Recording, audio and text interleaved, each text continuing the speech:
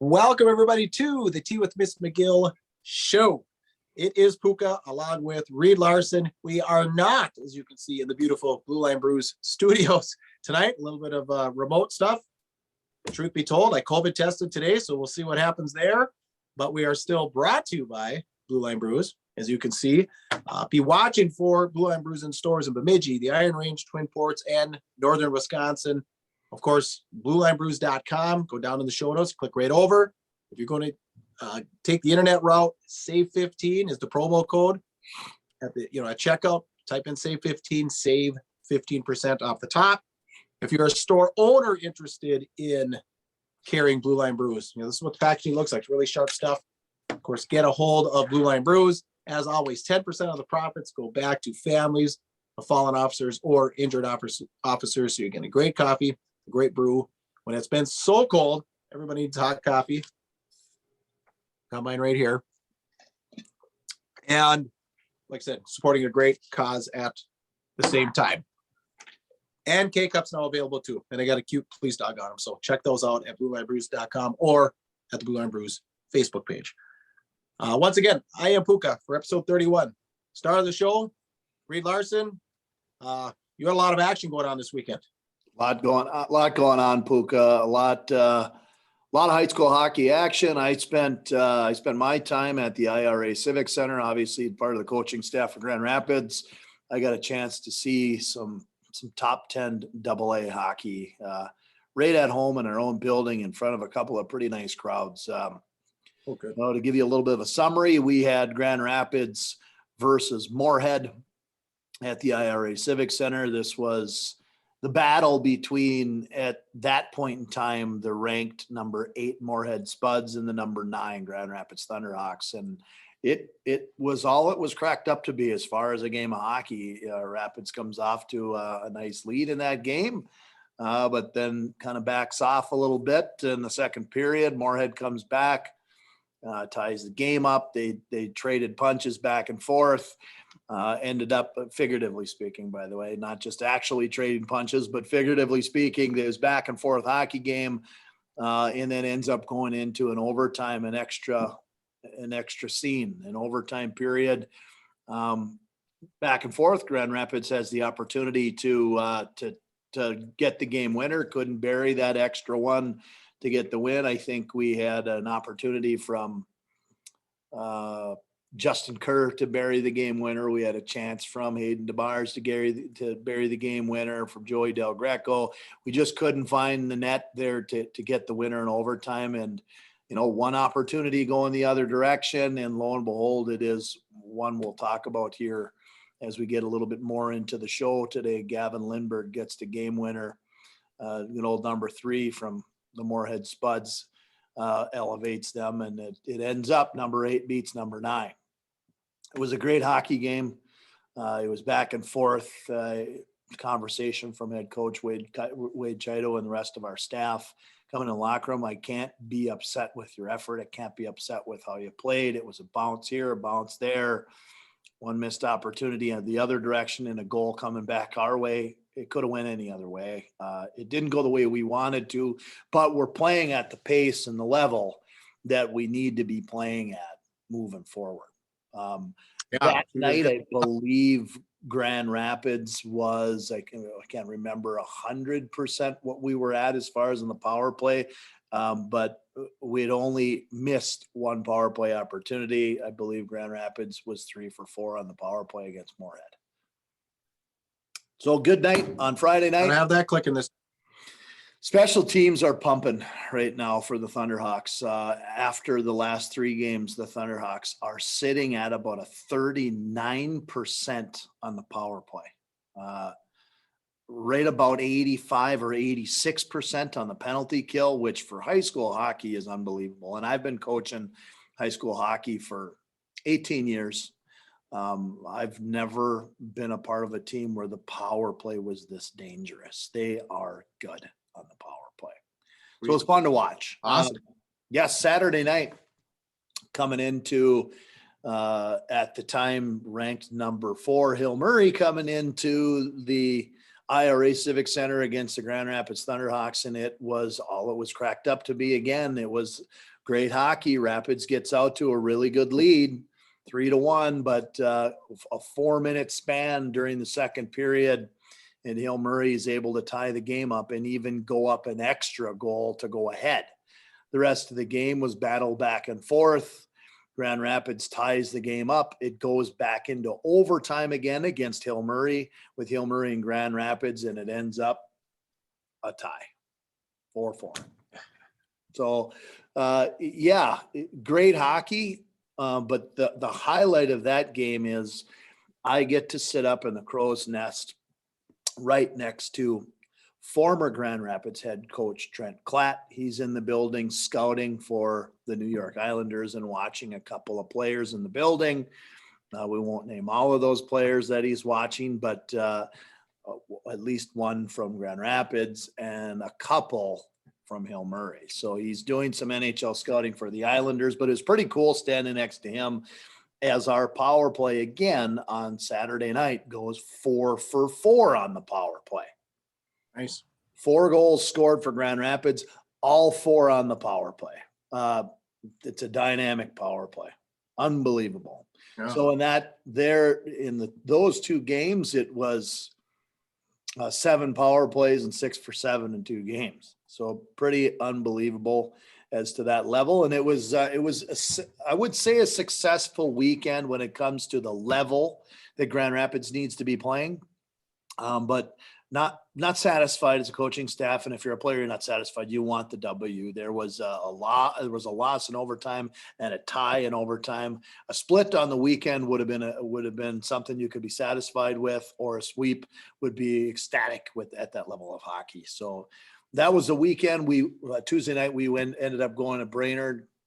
Rapids comes out with a 3-1 win. They pumped 58 shots on net.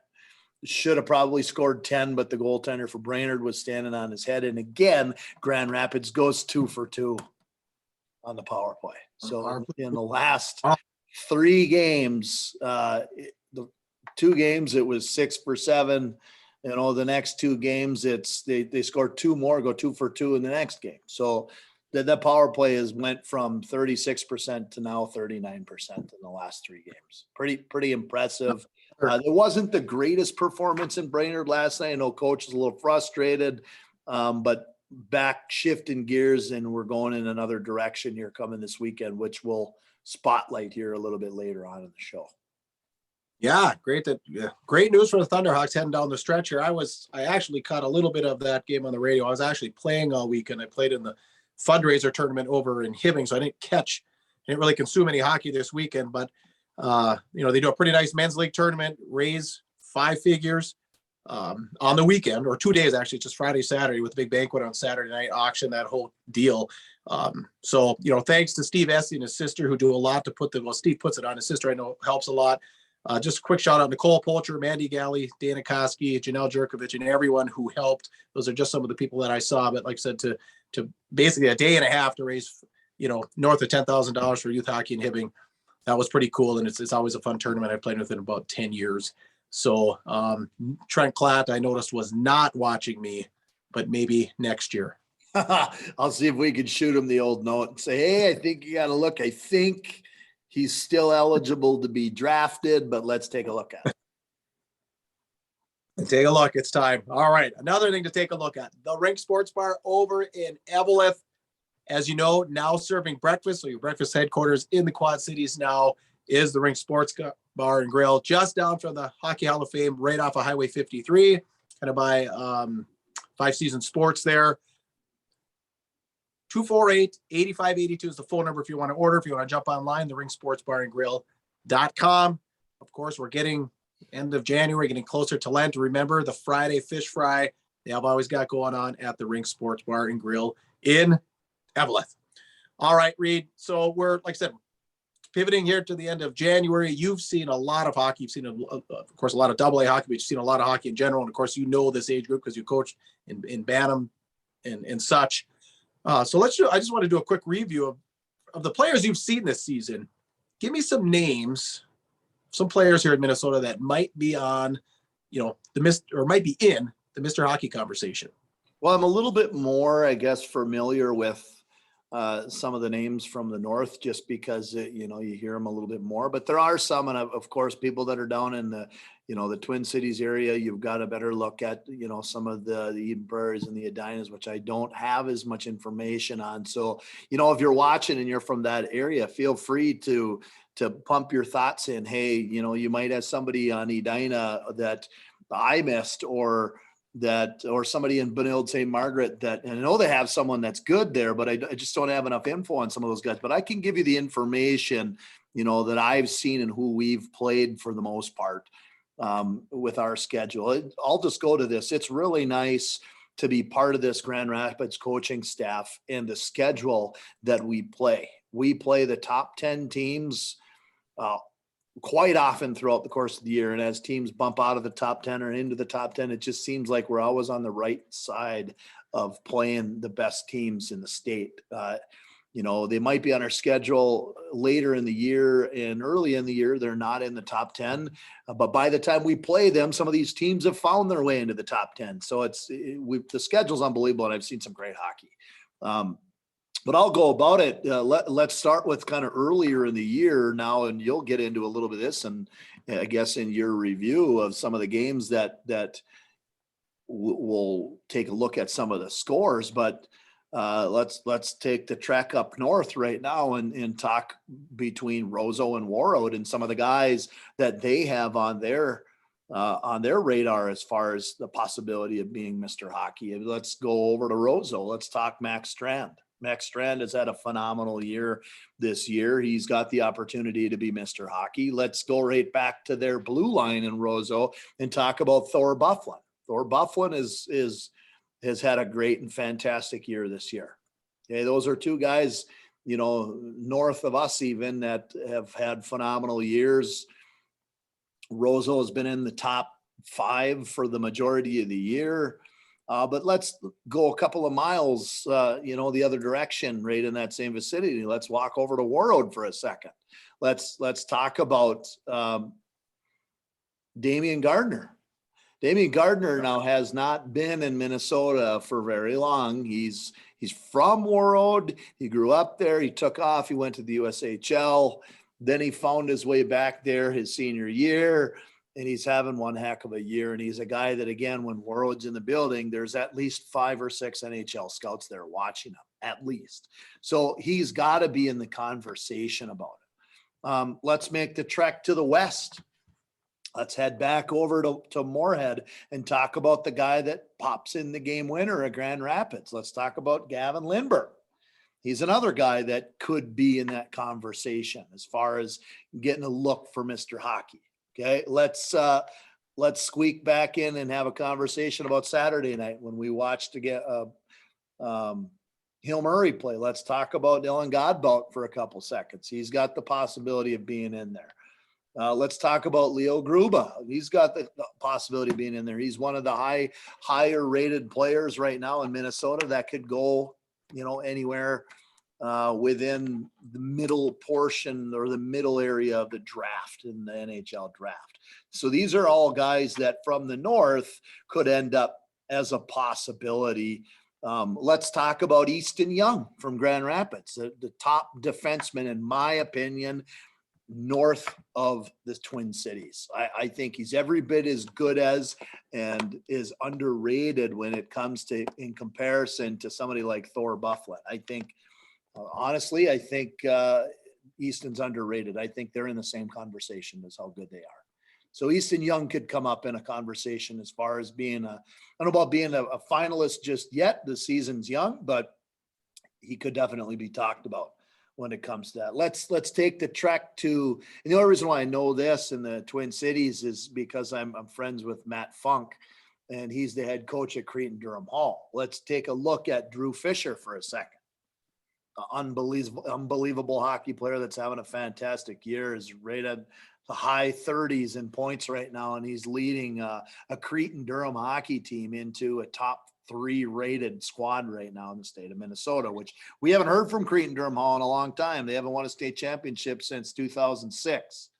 So be nice to see Cretin back in the mix for getting a look for some of these. These are just some of the names that I've thrown out that I've seen in the area.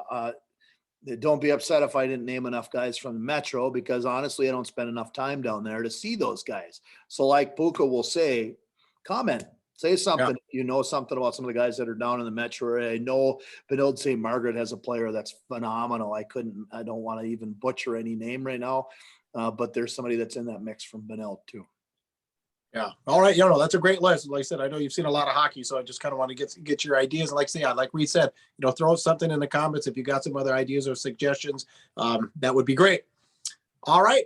Iron Range Apparel. A little bit ODR hockey. We talked about the ODR line. It is, yep. Reed's got the hat on too. So Iron Range Apparel in Virginia, Minnesota, in the Thunderbird Mall is the place that you find the ODR line exclusively. But in addition, they have t-shirts with the Hams Bear, lumberjack hats, ODR hockey jerseys, which are really cool. So in Minnesota themed mugs, tumblers, coasters. It's like a gift buyer's paradise. So if you need to get a gift for somebody, Valentine's isn't too far away. Iron Range Apparel, right there in the Thunderbird Mall. Tell them the Two with Ms McGill Show sent you, and they will take good care of you. All right, so let's already move on. It's preview time. I had a couple of comments here. Notice on the schedule. This one was blaring. Ely, tomorrow night, Thursday, will be hosting AA Duluth Marshall. Probably and hopefully huge for the Ely program. I don't know the last time a AA team has played in Ely, but that one stuck out. Reed, do you have any comments on that? Like I said, it just jumped at me. Well, I gotta be kind of careful when I make comments about things, because I don't want people to take me the wrong way. And quite honestly, Jason Wise, the head coach at Duluth Marshall, is a good friend of mine. I've done work with him over some of the spring high performance stuff, and he's a good friend, and he's doing good things in Duluth Marshall.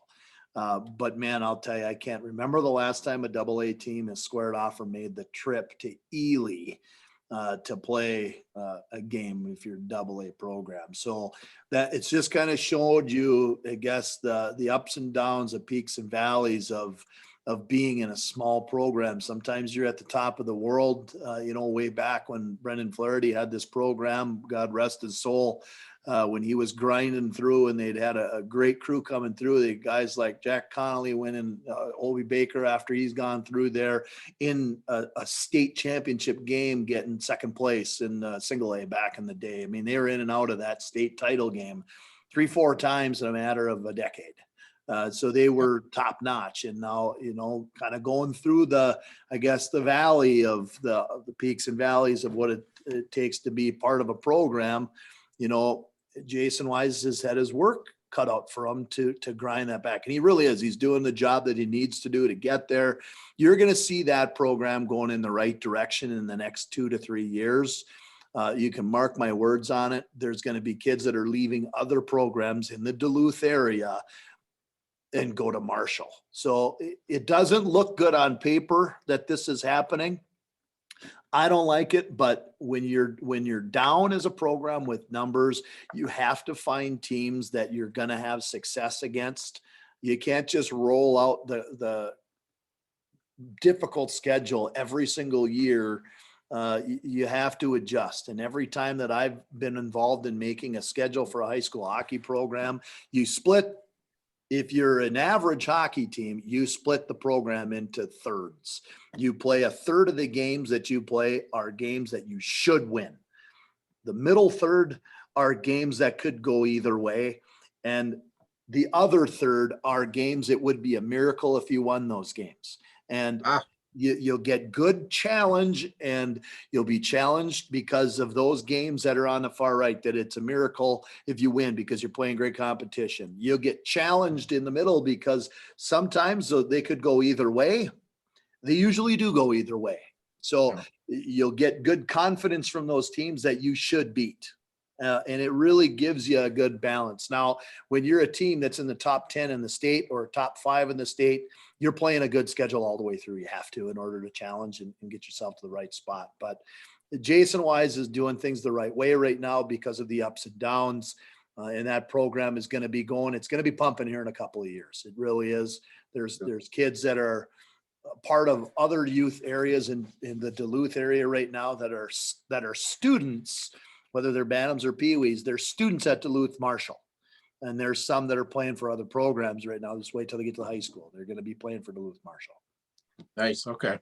Another game that I know you're going to have your eye on tomorrow night, the big rivalry, Proctor, Hermantown. Yeah. And I really am I'm not a guy that jumps on the bandwagon with Proctor, but I'm a big fan of Pat Andrews and how he's really sustained the success of that program after Bruce Plant has left. I'll jump on the conversation with, I'll be the first one because I know him and I'm comfortable enough to say and tease these people. When are you going to go AA? When's it going to happen? I'll get in that conversation just to poke fun at people every now and again. But to be real, I really am envious in the type of program that they got. They really are a dynasty right now. That program is kicking and I'm excited to watch it every time I get there. I like watching Hermantown. But I'll tell you, I might not have a warm bed to sleep in if I start cheering for Hermantown when it's Proctor Hermantown, because my wife is from Proctor and I better not be talking Hermantown when it's Proctor Hermantown. I better either keep my mouth shut or I better be wearing green or I might be sleeping in a cold garage. You better choose your words carefully when you're on the microphone tomorrow night on My Nine. I will do that, and I will make sure that my wife gets a shout out for being a Proctor Rail alumni. There you go. All right. And now a game that you obviously have your eye on, Rapids Maple Grove this weekend. Yeah, Rapids Maple Grove. We got two that are at home this weekend. Friday night, Maple Grove is in the building. Saturday night, White Bear Lake is in the building. Maple Grove, a team that was in the state tournament last year, that will challenge to be in the state tournament again this year. That is been in and out of the top 10 all year long. The Crimson will be a challenging opponent for us coming into the IRA Civic Center. And I'm really looking forward to this. The depth of that program is just unbelievable. I've always asked this question when it comes to youth hockey, like what are you doing with youth hockey when you combine two areas into one team and dominate everybody? And then when you get to high school, you split and go to two separate high schools. I've always questioned that, like, what are you doing? Like, it's the opposite. You should be playing split and then go to high school and play together and have the chance to go to a state like Rock Ridge, right? So, I mean, that stuff should be happening. You should be doing the opposite. And that's what Maple Grove does. It's Osseo Maple Grove at youth hockey. They play together and then they split to Osseo High School, Maple Grove High School. And now they play at separate schools. Well, I'm criticizing, but stop for a second. Even though they split and go to two separate high schools, Maple Grove is still deep enough to beat most of the teams in the state. And they still find their way in the state tournament, losing the Osseo kids every year. So yeah, be ready. They're going to be one of the deepest teams that we play. I told my JV squad in practice today, we better be ready the last 6 games of the year because every team that we play has the capability of being one of the top JV teams that we play. One of them. And it's of the high school the varsity program, no different. This will be up to date, one of the top and best teams that we see. Sure. All right. Good luck to the Thunderhawks. A word from Minnesota Hockey Camps. Minnesota Hockey Camps, located now in Breezy Point, Minnesota, was currently moved over the summer. They had moved from the Minnewawa Lodge in Nisswa and in Brainerd. They were out of the Essentia Health Sports Center for the last so many years, since 1980, when it was put together by Chuck Garillo and the one and only Herb Brooks. They started that camp and it went for years. There's such a great tradition of this camp. It's known as the camp where the pros train. There's a number of pros that come in and out of there every single summer to train. Last summer, because of the issues, 2 summers ago, because of the issues with COVID, the Garillo family decided to sell They closed the camp for 1 year. Ownership group came together to buy it. That ownership group consisted of Chris Stewart, former Minnesota Wild player, now currently hockey operations, one of the hockey operations development guys for the Philadelphia Flyers. He, along with two other partners, my brother Craig Larson and Tony Massieri from Massieri Restaurants, they came together. They bought the camp. They moved it to Breezy Point. They're keeping the tradition. They're keeping the brand of Minnesota hockey camps. And it is still known as the camp where the pros train. Players like Scott Hartnell went through there. Players like TJ Oshie went through there. And it's going to continue. There's still players that go to train. They got great coaches that come in and out every summer. There's dry land. There's 2 sessions of ice every single day. And prices are now up, and opportunities to sign up are now online at minnesotahockeycamps.com. Perfect. Great. Thank you. All right. Just some scores to roll through from the past week. Rock Ridge downed by Cloquet 3-0 last night. The aforementioned Hermantown Hawks 6, the Green Wave of East Grand Forks 2, Northern Lake 7, Morris Benson 5, Greenway 7, Lake of the Woods 0, Denfeld 7, I Falls 2, Duluth Marshall downed Hibbing on Monday night 3-0, and probably the game of the night, especially for those of us up north. Warroad Roseau clashed for the second time in just a couple of weeks. Warroad winning in Roseau like a couple of weeks ago, 5-rip, but last night at the Gardens, it's the Roseau Rams 4, the Warroad Warriors 3. All 4 of Roseau's goals, even strength. So that speaks a little bit to that depth that you were talking about. And are they top 5 or are they 6? Where are they ranked? They're right top there. 5 right now. I think they're top 5. Depends on what poll you're looking at, but I think top 5. Okay. Yeah. So they're right there. So yeah, kind of the game of the night. And unfortunately, there's something going on with Roseau where none of their games are being streamed, or they're streaming where can't find them. So was not able to catch any of that. But some great hockey there. If you're liking what you're hearing, subscribe, smash that like button, smash that thumbs up button. We'd appreciate that. You could even share. Just a couple of quick notes here. Just saw something on Facebook the other day. Brady Wickland, if you remember that name, he led the IRC in scoring last year from I Falls. He's playing in the Superior International Junior Hockey League for the Fort Francis Lakers. So go Brady, good luck. And drum roll, please. It's a big week. Back in 1986, Reed, there was a little movie you might have heard of, Youngblood, released January 31st this week, back in 1986. What we'd like you all to do is maybe comment, what's your favorite scene from the movie Youngblood? What do you think? Fair enough, Reed?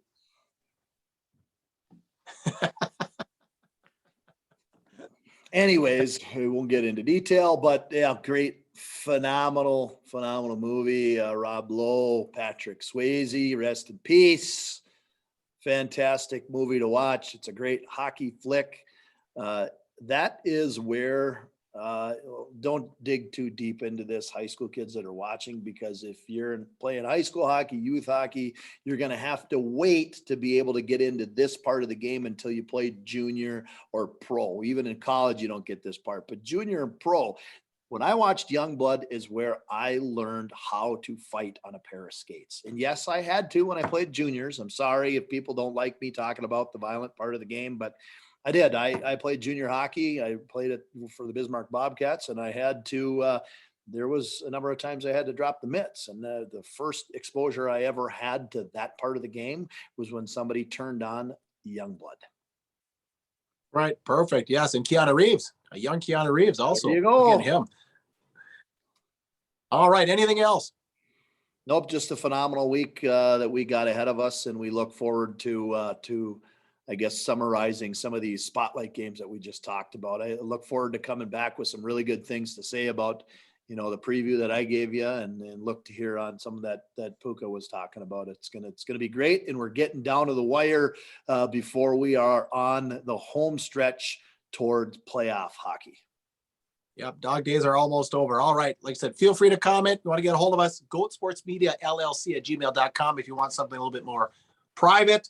Like I said, if you dig the show, share it out with your hockey faithful. Great big thanks to all of our partners: Blue Line Brews, the Ring Sports Bar and Grill, Iron Range Apparel, Outdoor Rink Apparel, Minnesota Hockey Camps, Iron Range Goalie Academy.